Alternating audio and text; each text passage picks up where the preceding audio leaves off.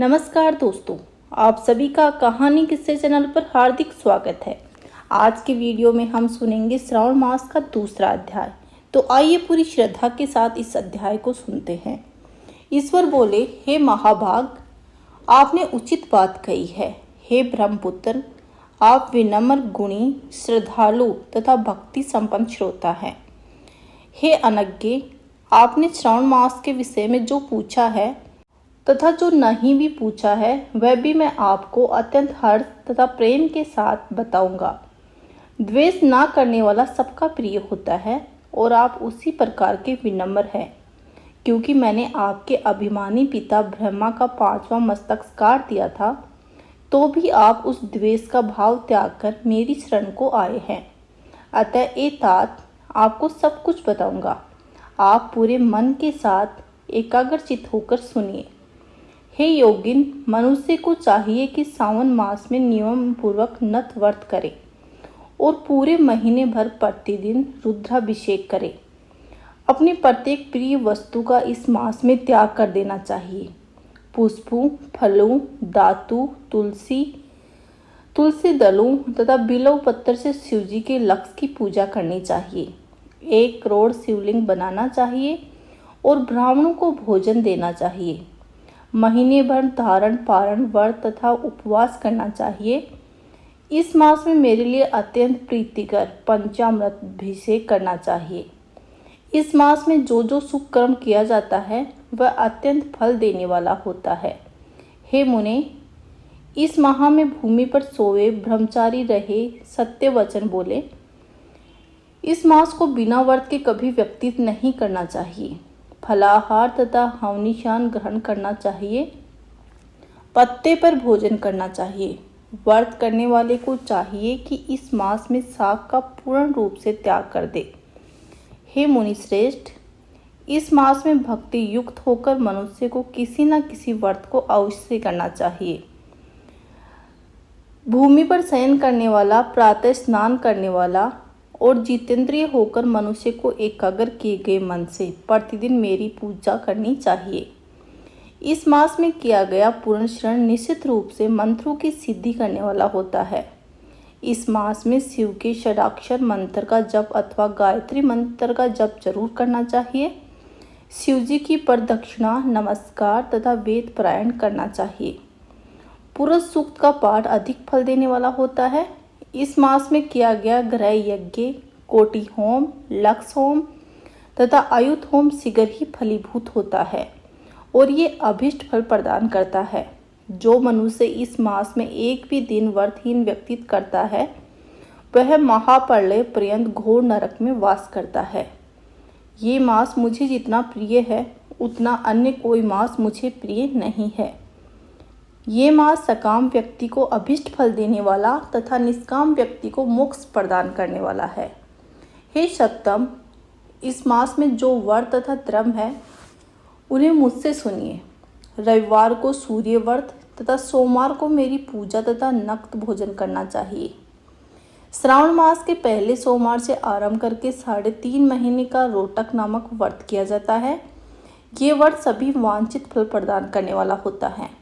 मंगलवार के दिन मंगल गौरी का व्रत, बुधवार व बृहस्पतिवार के दिन इन दोनों वारों का व्रत, शुक्रवार को जीवंती का व्रत और शनिवार को हनुमान तथा नरसिंह का व्रत बताया गया है।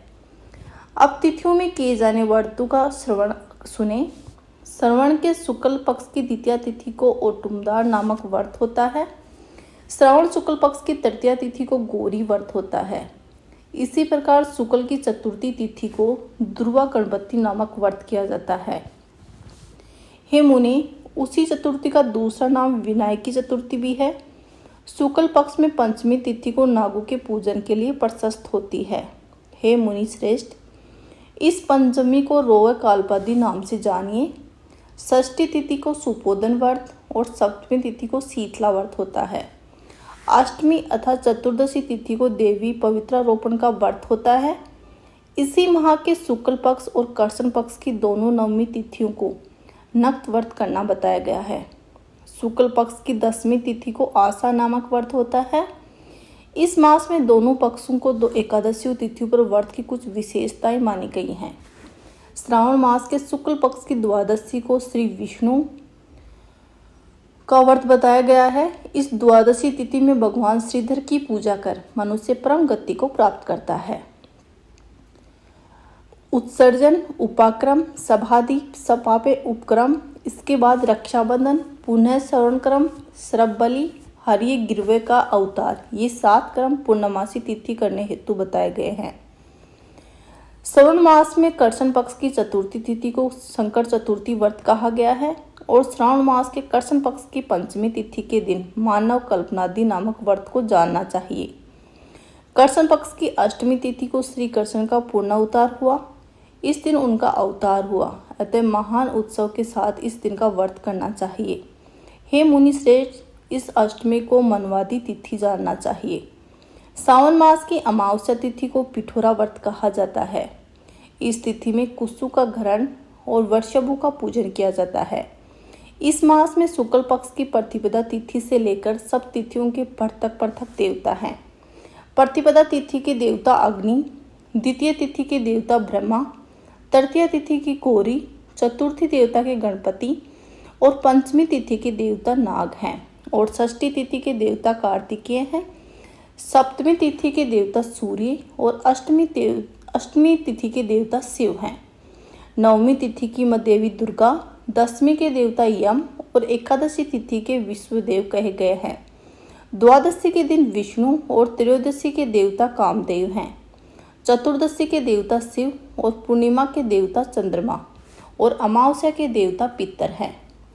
ये सब तिथियों के देवता कहे गए हैं।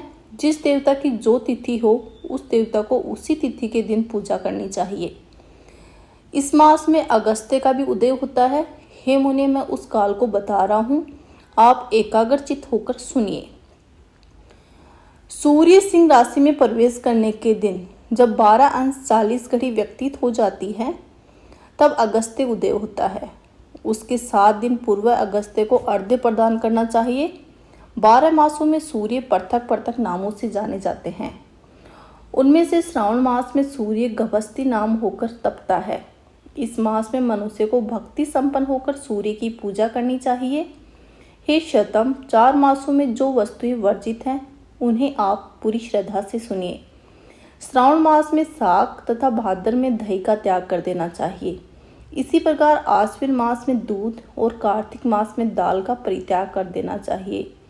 यदि इन मासों में इन वस्तुओं का त्याग नहीं कर सके तो केवल श्रावण मास में उक्त वस्तुओं का दान त्याग करने से मानव उसी फल को प्राप्त कर लेता है। हे मानव, ये बात मैंने आपसे संक्षेप में कही है।